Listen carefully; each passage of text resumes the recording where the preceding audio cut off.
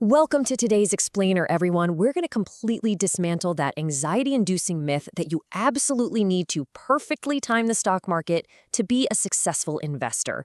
You know that feeling, right? That panic when the market looks too high, or that little voice telling you to wait for a crash before putting your hard-earned cash to work. But does that strategy actually hold up? Well, let's find out.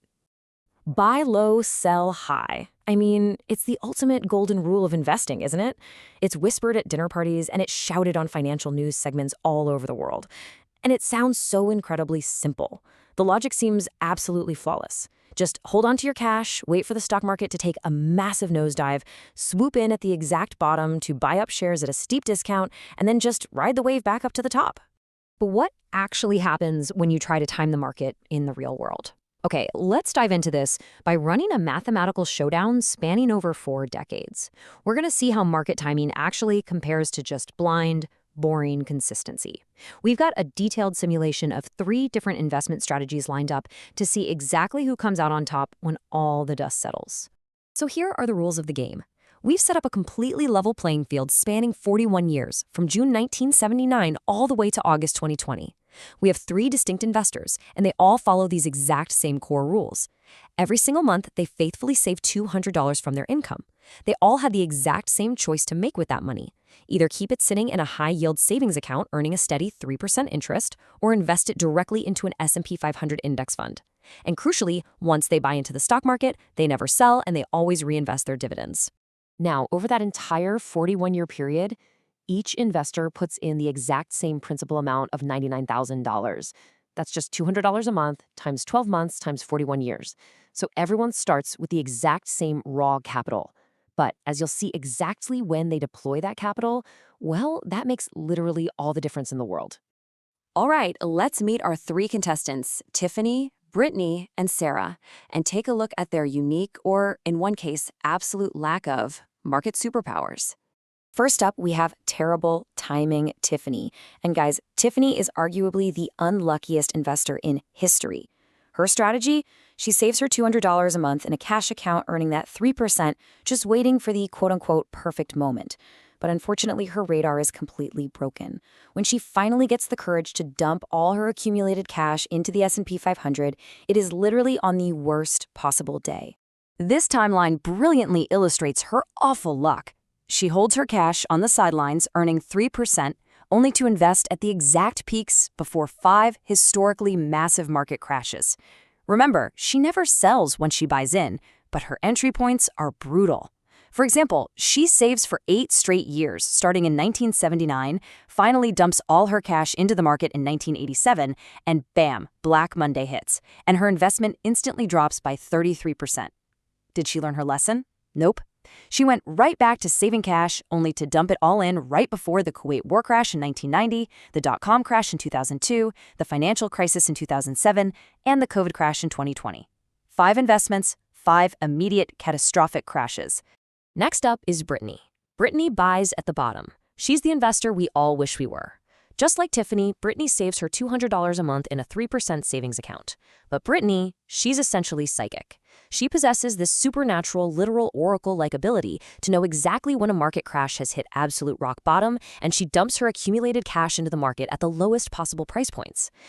So the crucial point to understand here is that while Tiffany is buying on the absolute worst possible day before a crash, Britney is perfectly timing the absolute best day of that exact same market cycle.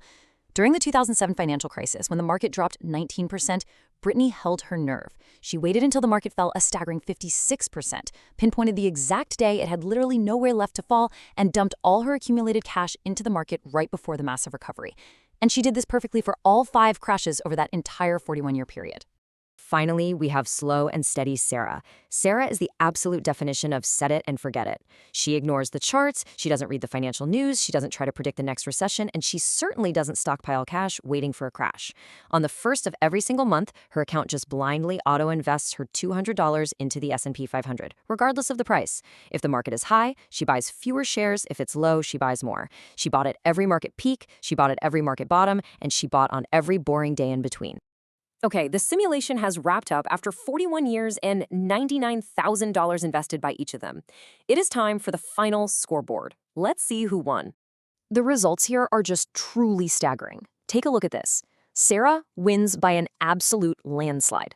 Looking at their final net worths, which, by the way, includes both their invested stocks and any accumulated cash they were holding at that 3% rate by August 2020, Tiffany ends up with $733,358.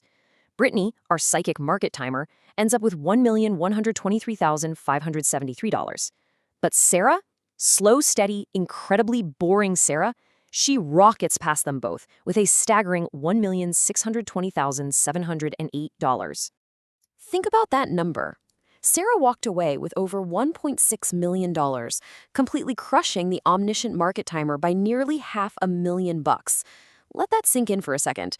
The investor who put literally zero effort into timing the market, who just mechanically invested her $200 every single month, outperformed a literal oracle by roughly $500,000.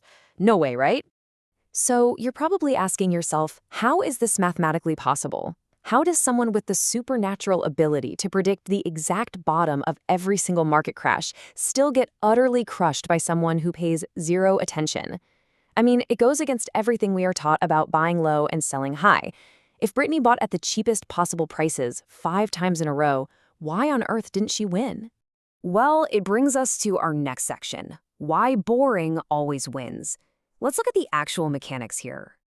Here's the secret. While Britney was sitting on the sidelines in cash, earning a meager 3%, just waiting for that perfect crash, Sarah was constantly in the market, collecting dividends and aggressively compounding her growth.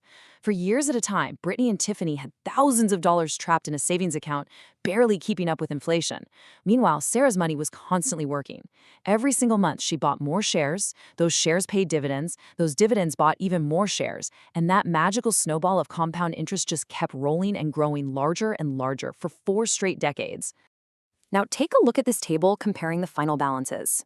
Even Tiffany, who had literally the most catastrophic entry points imaginable, ended up with a highly respectable nest egg. Why? Because holding the S&P 500 long-term is incredibly forgiving. Notice that if you had just kept that $99,000 in a 3% savings account the entire 41 years, you'd only have about $190,000. But Tiffany, who bought the absolute top of every single bubble in modern history, still ended up with over $750,000. Once she was in the market, she never sold, which allowed the long-term upward trajectory of the market to eventually erase her incredibly poorly timed entries. The overarching lesson here, time in the market absolutely beats timing the market. You really shouldn't stress about the news. Just be like Sarah, be completely boring, and I promise you, your blood pressure and your bank account will thank you. The math proves that holding cash on the sidelines while waiting for the sky to fall is one of the most expensive financial mistakes you can possibly make. Even if you have a crystal ball and can perfectly predict the bottom of a crash, you're still going to lose to the person who just consistently invests early and often.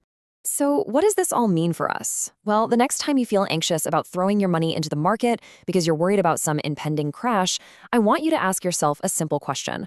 Are you trying to be a psychic, or are you finally ready to be boring? Because when it comes to building long-term wealth, boring doesn't just win, it completely dominates. Thanks for joining me on this explainer, and I'll catch you next time.